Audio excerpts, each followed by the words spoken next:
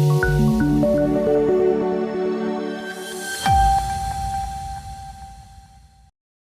મંત્રી doctor S જયશંકરે Abu Dhabi ખાતે બીએપીએસ હિન્દુ મંદિર ખાતે આશીર્વાદ મેળવ્યા। ભારતના વિદેશ મંત્રી ડોક્ટર એસ જયશંકરે તાજેતરમાં અબુધાબી ખાતે બીએપીએસ હિન્દુ મંદિરની મુલાકાત લીધી, જ્યાં તેમણે આશીર્વાદ મેળવ્યા અને મંદિરને ભારત યુએઈ મિત્રતાનું સાચું પ્રતીક ગણાવ્યું। તેમની મુલાકાત દરમિયાન ડોક્ટર જયશંકરે મંદિરની શાંતિ, સુમેળ અને સારા ઈરાદાઓને પ્રોત્સાહન આપવાની ભૂમિકા પર ભાર મૂક્યો।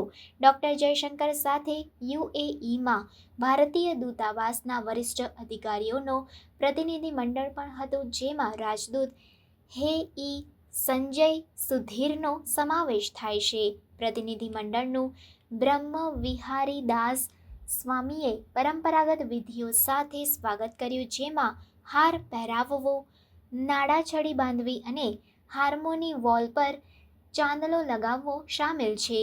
તપતા ઉનાળાની ગરમી છતાં ડોક્ટર જયશંકરે સમગ્ર મંદિર પરિસરની મુલાકાત લીધી, જેમાં 1997માં પ્રમુખ સ્વામી મહારાજની ઐતિહાસિક પ્રાર્થનાનું પ્રતીક પ્રાર્થના ડ્યુન જેવી મહત્વપૂર્ણ જગ્યાઓનો સમાવેશ થાય છે। પ્રતિનિધિમંડળને મુલાકાતીઓ માટે દરરોજ વિતરિત થતી સ્વામિનારાયણ ખીચડી પ્રસાદમ અને ચેક રિપબ્લિકના 6500 વર્ષ જૂના ઉપફોસિલ ઓક્સ સહિત મંદિરની અનોખી વિશેષતાઓ વિશે માહિતી આપવામાં આવી। ડોક્ટર જયશંકરે મંદિરના પર્યાવરણ મિત્ર ઉપક્રમો જેમ કે ફર્નિચર માટે પુનઃ પ્રાયોજિત લાકડાના પેલેટ્સના ઉપયોગ માટે તેમની પ્રશંસા વ્યક્ત કરી। તેમણે મંદિરના મોખરાના કળાત્મક કારીગરી અને મંદિરના સંચાલન માટે સ્વામીઓ અને સ્વયંસેવકોના પ્રયાસોની પણ પ્રશંસા કરી। તેમના સોશિયલ મીડિયા પોસ્ટમાં ડોક્ટર જયશંકરે જણાવ્યું કે આજે અબુધાબી ખાતે બીએપીએસ હિન્દુ મંદિરની મુલાકાત લેવી આશીર્વાદરૂપ છે।